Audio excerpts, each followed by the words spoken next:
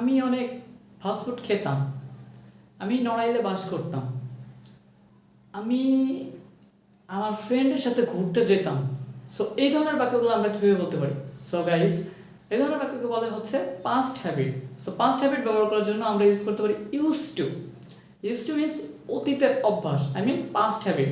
Use to আমরা কখন ব্যবহার করি? যখন অতীতে কোনো কাজ আমরা একটা সার্টেন পিরিয়ড ধরে করতাম অনেকবার, লাইক একবার, দুইবার, তিনবার, চারবার, পাঁচবার, but at the end of the day মানে একটা সার্টেন পিরিয়ড পরে ওই কাজটা আর করি না, ইভেন এখনও করি না, তখন আমরা ব্যবহার করতে পারি use to. Like let me give you some example, like I used to have fast food a lot.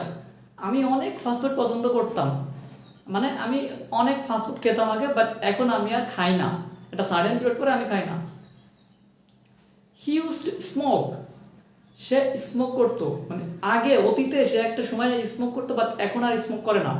So এটার স্ট্রাকচারটা হবে যেমন আমরা জানি ইউজ টু, ইউজের পরে সবসময় ভার্বের বেস ফর্ম বসবে। আই রিপিট, ইউজের পরে ইউজ টু এর পরে ভার্বের সবসময় বেস ফর্ম বসবে, এরপরে এস ইএস আইএনজি ফর্ম কোনো কিছু বসবে না, জাস্ট ইউজ টু এর পরে ভার্বের বেস ফর্ম বসবে। যেমন আমি যদি বলি আমি নড়াইলে বাস করতাম, I use to live in Narail, but আমি এখনো সেখানে বাস করি না।